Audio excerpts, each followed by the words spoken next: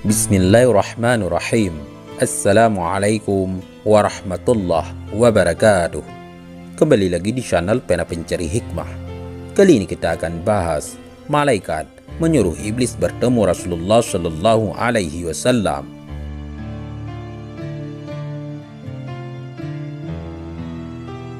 Jangan lupa sukai video ini, komen, dan berlangganan, serta bagikan video ini agar bermanfaat bagi semua.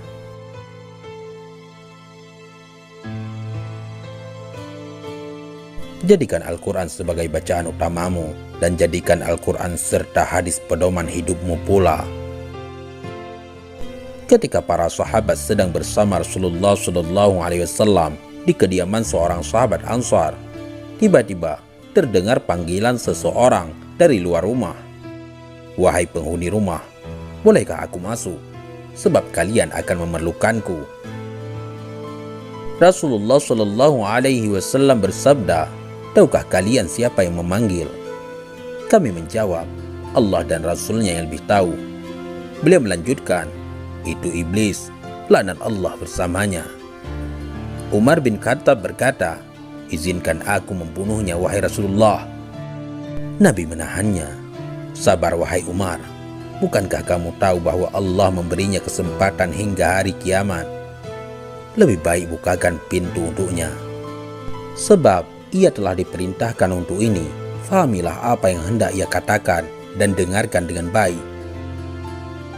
Ibnu Abbas radhiyallahu an berkata, pintu lalu dibuka. Ternyata dia seperti orang tua yang cacat satu matanya. Di janggutnya terdapat 7 helai rambut seperti rambut kuda. Taringnya terlihat seperti taring babi, bibirnya seperti bibir sapi. Iblis berkata, "Salam untukmu Muhammad, salam untukmu para hadirin." Rasulullah Shallallahu Alaihi Wasallam menjawab, "Salam hanya milik Allah Subhanahu Wa Taala. Sebagai makhluk yang terlaknat, apa keperluanmu?" Iblis menjawab, "Wahai Muhammad, aku datang ke sini bukan atas kemauanku, namun karena terpaksa." "Siapa yang memaksamu?" "Seorang malaikat utusan Allah mendatangiku dan berkata, Allah Subhanahu wa Ta'ala memerintahkanmu untuk mendatangi Muhammad sambil menundukkan diri. Beritahu Muhammad tentang caramu dalam menggoda manusia. Jawablah dengan jujur semua pertanyaannya. Demi kebesaran Allah, andai kau berdusta satu kali saja, maka Allah akan jadikan dirimu debu yang ditiup angin. Oleh karena itu, aku sekarang mendatangimu. Tanyalah apa yang hendak kau tanyakan. Jika aku berdusta, aku akan dicaci oleh setiap musuhku. Tidak ada sesuatu apapun yang paling besar menimpaku daripada cacian musuh." Rasulullah Shallallahu Alaihi Wasallam lalu bertanya kepada iblis, "Kalau kau benar jujur, siapakah manusia yang paling kau benci?" Iblis segera menjawab, Kamu dan orang sepertimu adalah makhluk Allah yang paling aku benci." "Siapa selanjutnya?" "Pemuda yang bertakwa yang memberikan dirinya mengabdi kepada Allah Subhanahu wa Ta'ala." "Lalu siapa lagi?" "Orang alim dan wara'ah."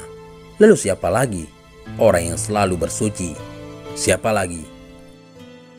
"Seorang fakir yang sabar dan tak pernah mengeluhkan kesulitannya kepada orang lain." "Apa tanda kesabarannya?" "Wahai Muhammad, jika ia tidak mengeluhkan kesulitannya kepada orang lain selama 3 hari, Allah akan memberi pahala orang-orang yang sabar." "Selanjutnya apa?" "Orang kaya yang bersyukur." "Apa tanda kesyukurannya?" "Ia mengambil kekayaannya dari tempatnya dan mengeluarkannya juga dari tempatnya." "Orang seperti apa Abu Bakar menurutmu?" "Ia tidak pernah menurutiku di masa jahiliyah, apalagi dalam Islam." Umar bin Khattab, "Demi Allah, setiap berjumpa dengannya aku pasti kabur." Utsman bin Affan, "Aku malu kepada orang yang malaikat pun malu kepadanya." Ali bin Abi Thalib, "Aku berharap darinya agar kepalaku selamat dan berharap ia melepaskanku dan aku melepaskannya. Tetapi ia tak akan mau melakukan itu." Ali bin Abi Thalib selalu berzikir terhadap Allah Subhanahu wa Ta'ala. Apa yang kau rasakan jika melihat seseorang dari umatku yang hendak sholat? Aku merasa panas, dingin, dan gemetar. Kenapa? Sebab setiap seorang hamba bersujud satu kali kepada Allah, Allah mengangkatnya satu derajat. Jika seorang umatku berpuasa, tubuhku terasa terikat hingga ia berbuka. Jika ia berhaji, aku seperti orang gila. Jika ia membaca Al-Quran, aku merasa meleleh laksana timah di atas api. Jika ia bersedekah, itu sama saja orang tersebut membelah tubuhku dengan gergaji. Mengapa jadi begitu? Sebab dalam sedekah ada 4 keuntungan baginya, yaitu keberkahan dalam hartanya, hidupnya disukai. Sedekah itu kelak akan menjadi hijab antara dirinya dengan api neraka, dan segala macam musibah akan terhalau darinya. Apa yang dapat mematahkan pinggangmu? Suara kuda perang di jalan Allah. Apa yang dapat melelehkan tubuhmu? Taubat orang yang bertaubat. Apa yang dapat membakar hatimu? Istighfar di waktu siang dan malam. Apa yang dapat mencoreng wajahmu? Sedekah yang diam-diam. Apa yang dapat menusuk matamu? Salat fajar. Apa yang dapat memukul kepalamu? Salat berjamaah. Apa yang paling mengganggumu? Majelis para ulama. Bagaimana cara makanmu? Dengan tangan kiri dan jariku. Di manakah kau menaungi anak-anakmu di musim panas? Di bawah kuku manusia. Nabi lalu bertanya, siapa temanmu wahai iblis? Pemakan riba. Siapa sahabatmu? Penzina. Siapa teman tidurmu? Pemabuk. Siapa tetamumu? Pencuri. Siapa utusanmu? Tukang sihir. Apa yang membuatmu gembira? Bersumpah dengan cerai. Siapa kekasihmu? Orang yang meninggalkan sholat Jumat. Siapa manusia yang paling membahagiakanmu? Orang yang meninggalkan sholatnya dengan sengaja. Sahabat pena pencari hikmah. Iblis tidak berdaya di hadapan orang yang ikhlas. Rasulullah SAW lalu bersabda, segala puji bagi Allah yang telah membahagiakan umatku dan menyengsarakanmu. Iblis segera menimpali, Tidak, tak akan ada kebahagiaan selama aku hidup hingga hari akhir. Bagaimana kau boleh berbahagia dengan umatmu, sementara aku boleh masuk ke dalam aliran darah mereka dan mereka tak boleh melihatku?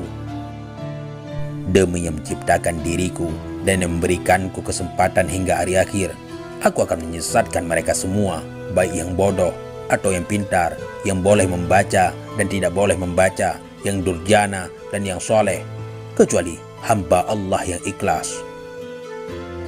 Siapa orang yang ikhlas menurutmu?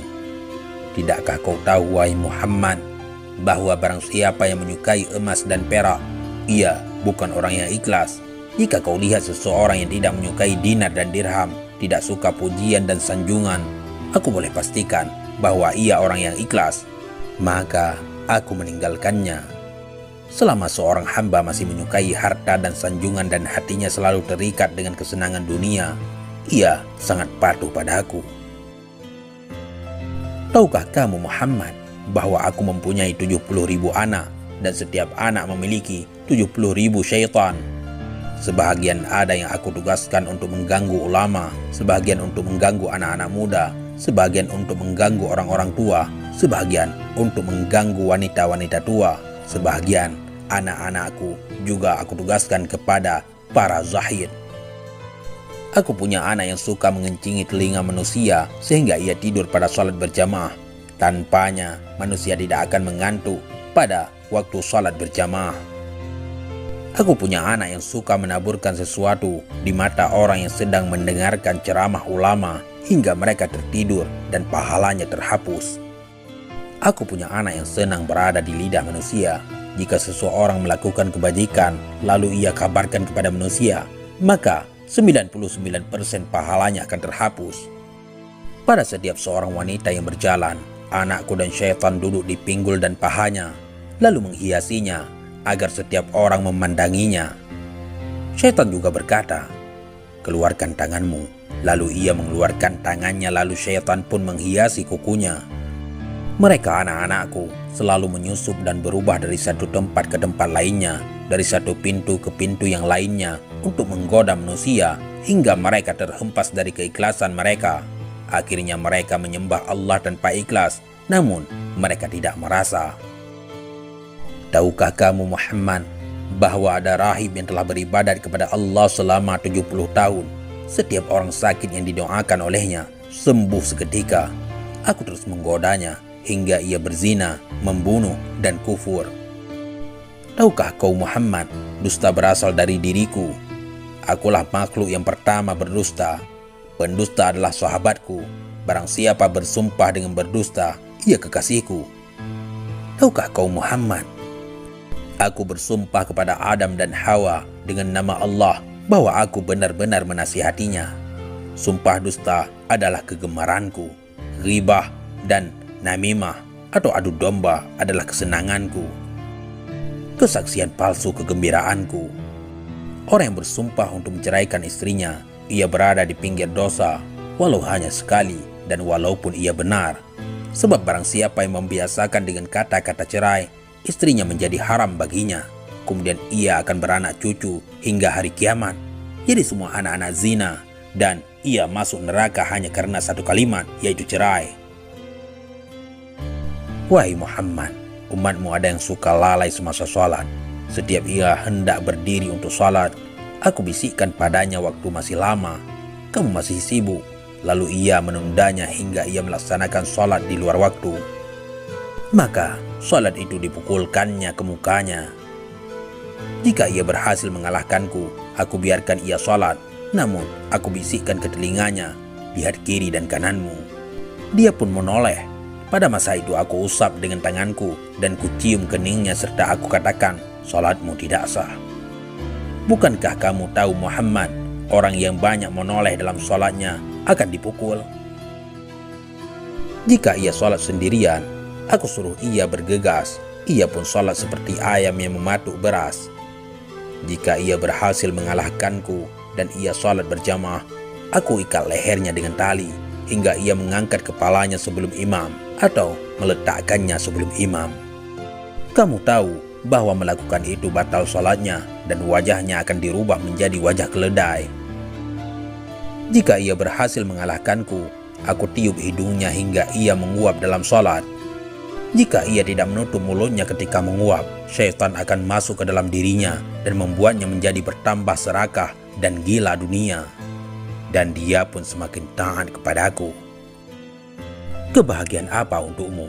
Sedang aku memerintahkan orang miskin agar meninggalkan sholat. Aku katakan padanya, kamu tidak wajib sholat. Sholat hanya wajib untuk orang yang berkemampuan dan sehat. Orang sakit dan miskin tidak. Jika kehidupanmu telah berubah, baru kau salat. Ia pun mati dalam kekafiran. Jika ia mati sambil meninggalkan salat, maka Allah akan menemuinya dalam kemurkaan. Wahai Muhammad, jika aku berdusta, Allah akan menjadikanku debu. Wahai Muhammad, apakah kau akan bergembira dengan umatmu, padahal aku mengeluarkan 1/6 mereka dari Islam? Berapa yang kau pinta dari Tuhanmu? 10 macam. Apa saja? Aku minta agar Allah membiarkanku berbagi dalam harta dan anak manusia. Allah mengizinkan. Allah berfirman, berbagilah dengan manusia dalam harta dan anak, dan janjikanlah mereka. Tidaklah janji syaitan kecuali tipuan. Harta yang tidak dizakatkan, aku makan darinya. Aku juga makan dari makanan haram dan yang dicampur dengan riba. Aku juga makan dari makanan yang tidak dibacakan nama Allah. Aku minta agar Allah membiarkanku ikut bersama dengan orang yang berhubungan dengan istrinya tanpa berlindung dengan Allah. Maka syaitan ikut bersamanya dan anak yang dilahirkan akan sangat patuh kepada syaitan. Aku minta agar boleh ikut bersama dengan orang yang menaiki kendaraan bukan untuk tujuan yang halal. Aku minta agar Allah menjadikan bilik mandi sebagai rumahku. Aku minta agar Allah menjadikan pasar sebagai masjidku. Aku minta agar Allah menjadikan syair sebagai Qur'anku. Aku minta agar Allah menjadikan pemabuk sebagai teman tidurku. Aku minta agar Allah memberikanku saudara. Maka ia jadikan orang yang membelanjakan hartanya untuk maksiat sebagai saudaraku. Allah berfirman, orang-orang boros adalah saudara-saudara syaitan. Wahai Muhammad, aku minta agar Allah membuatku boleh melihat manusia sementara mereka tidak boleh melihatku. Dan aku minta agar Allah memberiku kemampuan untuk mengalir dalam aliran darah manusia. Allah menjawab, silakan. Aku bangga dengan hal itu hingga hari kiamat. Sebagian besar manusia bersamaku di hari kiamat. Iblis berkata lagi, wahai Muhammad, aku tak boleh menyesatkan orang sedikit pun. Aku hanya boleh membisikkan dan menggoda. Jika aku boleh menyesatkan, tak akan tersisa seorang pun. Sebagaimana dirimu, kamu tidak boleh memberi hidayah sedikit pun. Engkau hanya rasul yang menyampaikan amanah. Jika kau boleh memberi hidayah, tak akan ada seorang kafir pun di muka bumi ini. Kau hanya boleh menjadi penyebab untuk orang yang telah ditentukan sengsara. Orang yang bahagia adalah orang yang telah ditulis bahagia sejak di perut ibunya. Dan orang yang sengsara adalah orang yang telah ditulis sengsara semenjak dalam kandungan ibunya. Rasulullah Shallallahu Alaihi Wasallam lalu membaca ayat, mereka akan terus berselisih kecuali orang yang dirahmati oleh Allah Subhanahu Wa Taala. Kemudian Rasulullah juga membaca, sesungguhnya ketentuan Allah pasti berlaku. Iblis lalu berkata, wahai Rasul Allah, takdir telah ditentukan dan pena takdir telah kering. Maksudnya Allah yang menjadikanmu pemimpin para nabi dan rasul, pemimpin penduduk surga, dan yang telah menjadikan aku pemimpin makhluk-makhluk celaka dan pemimpin penduduk neraka. Aku si celaka yang terusir. Ini akhir yang ingin aku sampaikan kepadamu, dan aku tak berbohong. Na'udzubillah, jangan sampai kita menjadi orang yang tersesat dan juga menjadi teman syaitan. Neraka itu panas. Panasnya melebihi panasnya di dunia, bahkan beribu-ribu kali lipat. Wallahu a'lam bissawab. Mudah-mudahan ini semua bermanfaat.